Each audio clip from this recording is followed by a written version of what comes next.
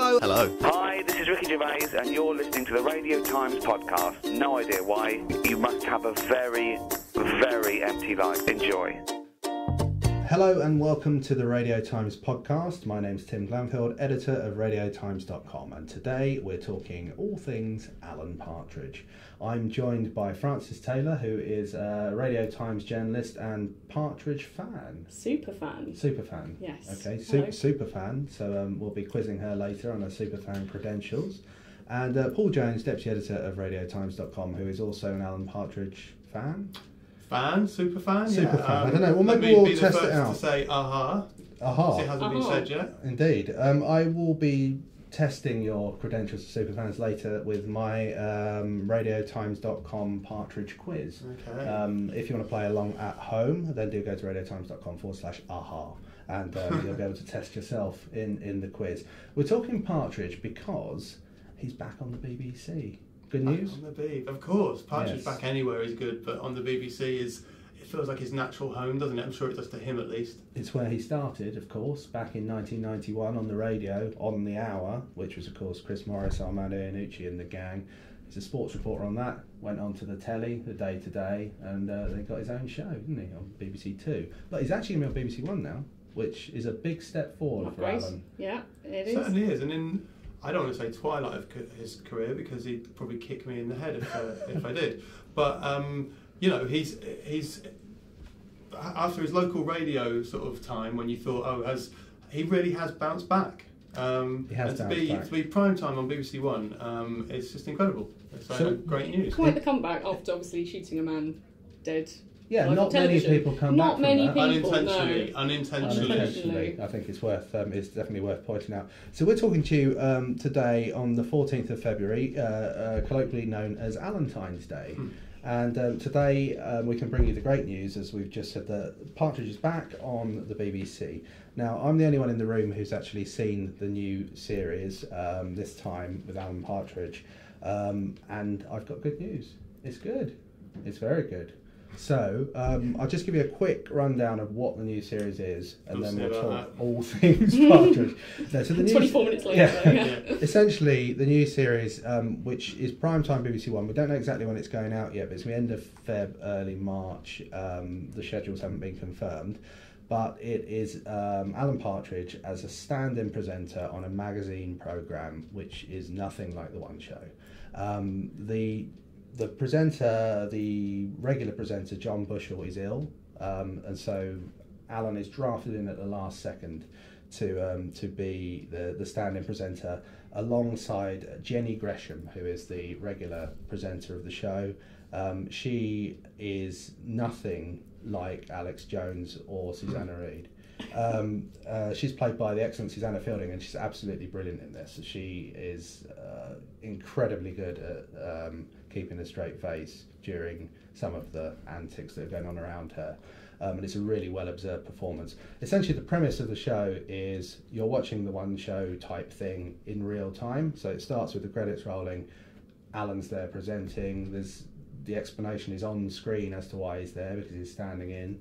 And then the clever bit about it is that you see the gear changes in the show, because every time they cut to a VT, you carry on seeing what's going on in the studio. So you see what's going on with Alan. You get Lynn popping in. The excellent Felicity Montague is in it. Fans will be pleased to know she pops in and talks to Alan whilst there's a VT rolling in the background. You get the reactions of people in the studio to the stuff that Alan's doing and saying, and also, and some of the VTs, when they've got Alan involved, you do actually cut to VTs, so you get him outside the studio as well, so you get the pre-recorded things. Excellent, yeah, we need that, don't we? And the extra... It's very old school as well. It is very old school. Alan, roving reporter. And it reminds me, when I saw it, it reminded me an incredible amount of all the best bits of Partridge through the ages, from the Know Me, Know You series, where he's obviously a chat show presenter. There's some of that in it. Some of the VTs really remind you of the stuff that he does there, a Partridge in Paris, and the sort of stuff that you might remember from that Partridge show. Amongst the Pigeons. Partridge Amongst the Pigeons. There's a lot of I'm Alan Partridge in there, because you've got Lynn and the kind of the personal side of... Now on £10,200. Exactly. The kind of desperation side of it, there's that, because obviously he's filling in and he's desperate to impress everyone so that he gets a full-time gig back on proper TV. So you've got a lot of that going on. It also brings in some of the newer stuff that you get from the new stuff that he's done, where Tim Key's in it, so plays Simon Denton, sidekick Simon, is back in it. So he's insisted, obviously, if he's going to be on the show, he has to have sidekick Simon. So he's got Simon Denton over in the corner with a big kind of social media board. It's all very modern, where people are tweeting and texting in, and you can imagine how well that goes. So there's lots and lots of reasons to enjoy it, and it's just got so much classic Partridge in it. There's so many funny lines. At the launch of the show, Steve Coogan was talking about how Partridge kind of reinvents himself for each kind of age, and he's kind of like a mirror of the age he's in, and it's very true. You know, he's saying 20 years ago he's kind of like a Daily Mail reading caricature, and now he's kind of a different type of character. He's much more aware of the fact he's got to be right on and cool and liberal, and it's really funny seeing him trying to do that and fit into this kind of new world of kind of modern television, and it's just brilliant. It's just really, really good. I can't wait for people to see it, because I think if you like Alan Partridge, you're going to love it. I feel like I can see it unfolding in front of me. I don't know whether that's due to your incredible prose, or just that it sounds like a perfect fit. It sounds like you say, like it's gonna put him in his element, but it's gonna give us all the different bits that we love about him, sort of the on and off air stuff. Sounds great. I can't wait. Yeah, I mean, there's all the classic kind of getting people's names wrong in silly ways, and there's that kind of sense. He's very Richard Madeley. You know, there's a lot of that kind of stuff in there. The kind of which has obviously been in his character all the way through. And you know, there's some great stuff around Shell, the oil company. You know, maybe it's time to take a fresh look at Shell. And you know, there's that sort of, you know, you can kind of, it's perfect, and it's you know, it's great because it's written by the Gibbons brothers and Coogan, so it's modern Partridge, but it actually feels a lot more like some of the older stuff. They've really clearly thought about how do we bring the best of the old stuff into it and sort of. Which is really good, because I think obviously they've done so much since, and the Gibbons brothers have breathed such a new life into him. But what is still, I think, most fondly remembered are those two series back in '97 and 2002, and that's the kind of classic Partridge moments that stick most in my mind over the film or Mid Morning Matters or anything like that. So bringing that essence of old school Partridge, I think is really exciting. Old school Partridge. Do you mean I'm Alan Partridge? Or Yeah. Do you mean that? Yeah. Because a lot of people prefer the original studio stuff, which is great. But I do agree. Yeah, it's from I'm Alan Partridge on that I really love. I actually think Mid Morning Matters maybe is underrated, because it is brilliant. I mean, go back and watch it again. I mean, you've probably watched it 20 times already. Of course. But I mean, yeah, I think that is really good stuff as well. I just think one of the things about it, though, is that you've had this character over 25 plus years that has developed and become richer, and like you feel like you know this guy inside out if you followed it all the way through. And there's just so much more scope for comedy when it's about the subtle little things about this person. So yeah, I can't wait. What sounds so good about it as well, though, is it kind of blends those two worlds to me, where you know you get the off-screen stuff, which is more like, you know, the sitcom, but then you get the chat show element, which amazing. You want both of those. Exactly. It's professional Partridge and personal Partridge. Yeah, no, fantastic. It just reminds me, sorry, there's just one bit now, I'm just going to say that while I remember, where someone says, well, that's not what the World Health Organization think, and he goes, here we go.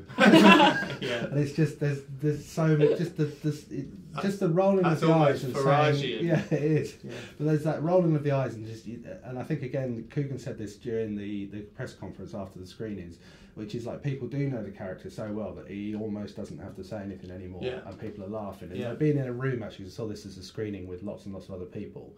It was an amazing experience. I've never really watched Partridge in a cinema before, but like, it's an amazing experience, because you know, almost every time he makes a facial expression, you hear laughter start building up, and then people are just absolutely rolling in the aisles. So it's gonna deliver to the Partridge super fans, but it's gonna be on prime time on BBC One. It's on BBC One for the first time. Is it gonna deliver for the wider audience? Well, I think so. I mean, I think a lot of people are watching and just think this is the One show's on at a strange time.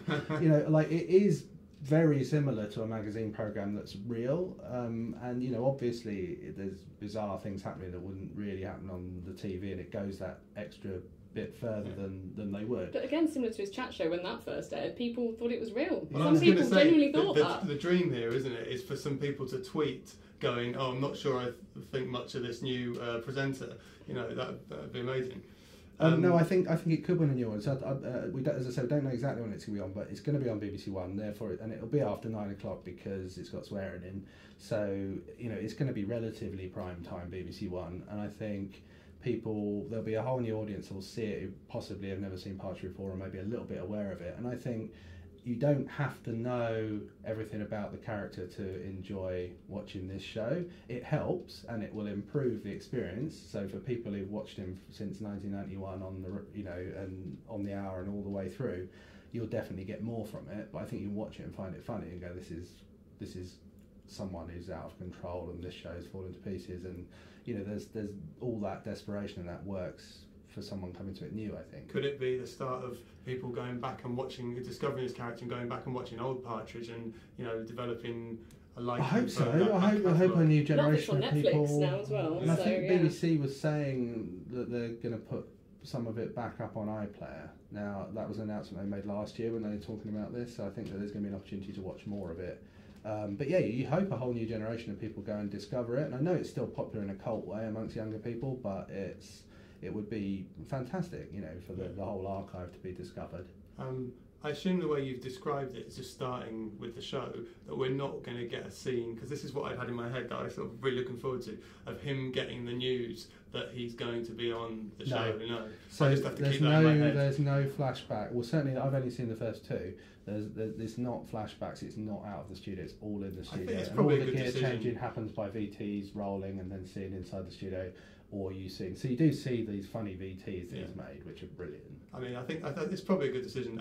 But you know, when you're a Partridge fan and you hear about something, a setup, you kind of immediately have scenes playing in your head, and that was the first thing I thought was like him getting the news, trying to play it cool, but obviously being desperately excited. Well, he's kind of doing that on the air. show, right? Yeah. And as soon as the cameras go off, you know, Lynn's coming and going, you know, there is that sort of chat of, you know, come on, Lynn, is it going well or not? Tell me, let me know.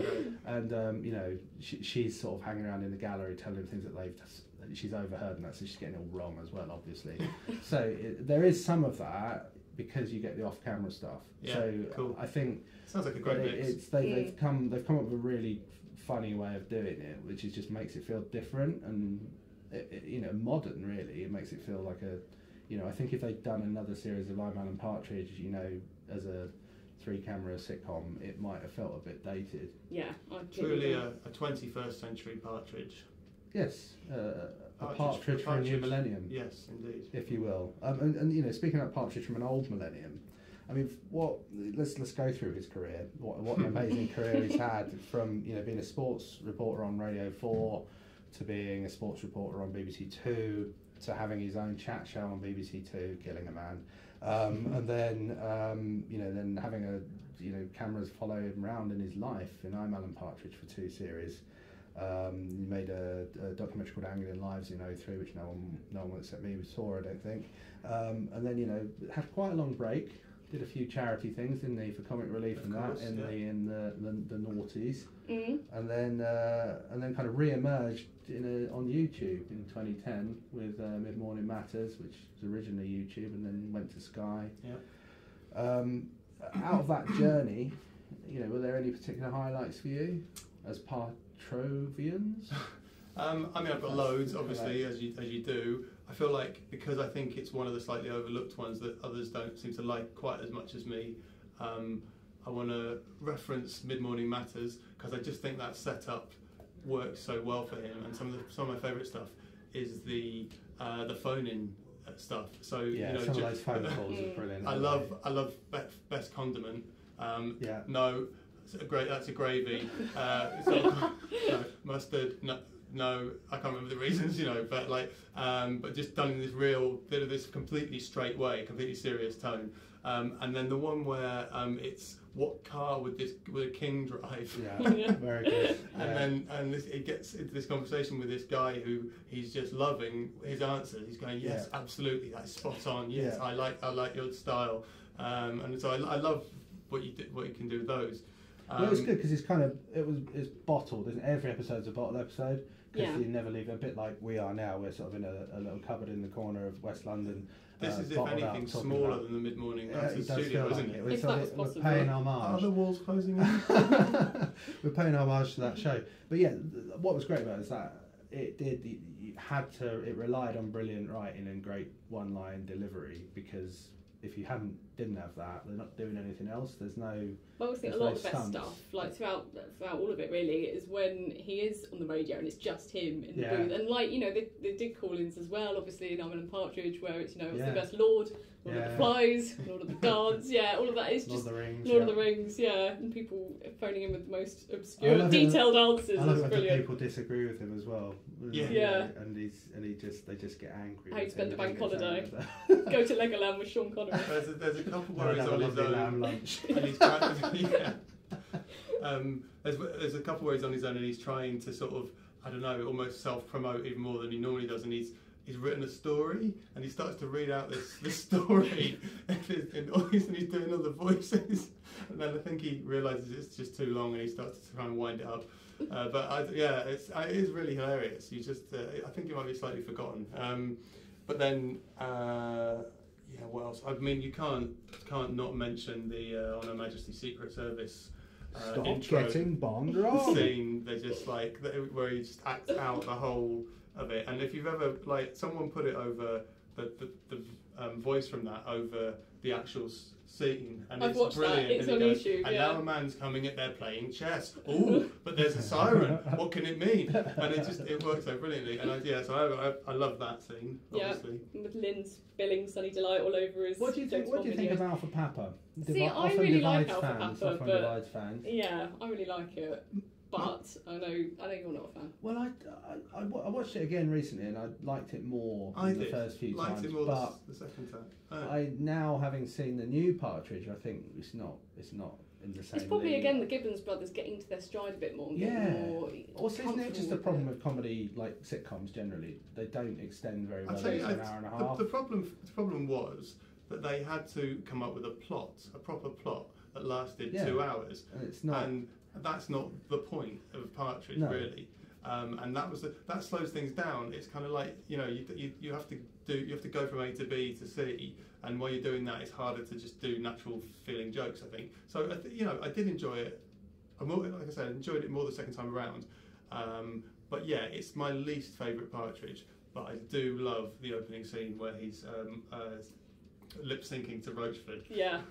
That song will forever be associated with just him lip syncing. But I think with any Partridge, whatever area you look at, there's always those great moments, right? Because the character is just so brilliant that even if you put him in a 10-hour film that didn't have any plot, he would definitely do funny things and say funny things. Oh god, there's still loads. The bit where he's on the string outside talking to the police and just almost showing off and kind of like he does that little dance and skip around. That's actually hilarious. But some of the Gibbons brothers stuff has been brilliant though. I mean, like the I Partridge book, like listening to that, him reading that aloud on the tube makes you look completely mad. I listened to both back to back, and it was an embarrassing experience. But it's made to be listened to rather than read. Absolutely, they were both very fun books. But I still think, for me personally, it is the sitcoms that I do go back to and that I do enjoy the most. And just because I feel like the most memorable scenes and quotes, about the English breakfast, mushrooms bingo, use the sausage as a breakwater, all of that stuff.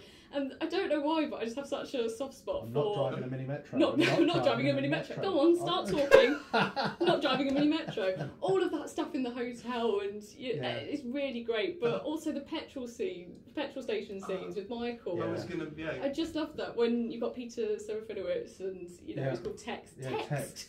It was all of that, the whole hating American stuff, and I'm going to get a Ginsters from the fridge. And he finds out Michael's seeing other men. Yeah. So to speak. How many men do you see? One of my favourite scenes is on the way to the petrol station, because it's just this little snippet, but it's just like such an insight, and it's actually really poignant and quite sad. It's just him tramping along, singing Goldfinger to himself down like an A road. Down an A road while he goes to go and see. But isn't that what makes a great character, right? Yeah. You know, like he's a complete idiot, and you know a lot of the things he says are ridiculous, and you don't agree with, but you do feel sorry for him, right? You've got sympathy for him. You want him to win. Also, I and you're not quite agree sure with why.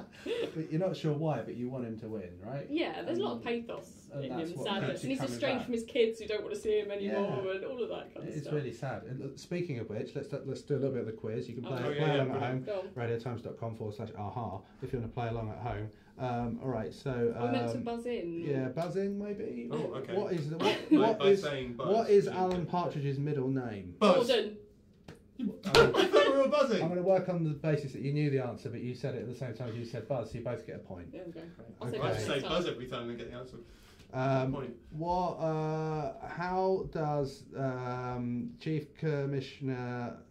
How did Chief Commissioner Tim's of the broken, BBC sorry, can we, Tony restart Hayes Tim? die? How did he die? Putting his aerial on a roof.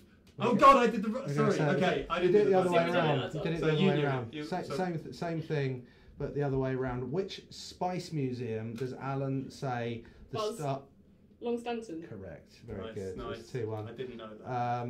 What is the name of Michael's push bike? Buzz. Buzz. What? Buzz. But I tried to say buzz, but I was saying bike at the same time. It is Desert Storm. Desert Yeah, Storm, it is, correct. I Yeah, knew 2-2. This is good. This is good. Do play along at home. radiotimes.com/. It's getting quite heated. Aha! It's actually getting quite hot in this small cupboard as very well. warm in here. And I'm told we're running out of time. So you've got to go on local radio This is soon, haven't you, frantic. Francis? Radio Silent. And yet wants there are to no know- more questions No coming, woman. for some reason. Which song does Alan play in the car enthusiastically and sing along to on the way home from a date with Jill? Gaudete. Yeah, oh, brilliant, yes. By Steel I Span. Yeah, point. It was sort of half a point each. So we need a tiebreaker. Here it comes. All right, here we go. What is written on the back of Alan's jacket at Tony Hayes' Buzz. funeral? Capital TTX. Yeah. Correct. And I think we have a winner there. So She was slightly ahead of that us. was good. I feel like Do a let us super know. fan, I didn't think I? there's 35 questions in That's actually the quiz online. Good so quiz, good you know, quiz. do get in touch with us at Radio Times on Twitter, on the Facebook, and all the other channels that we're available on, and let us know how you've done.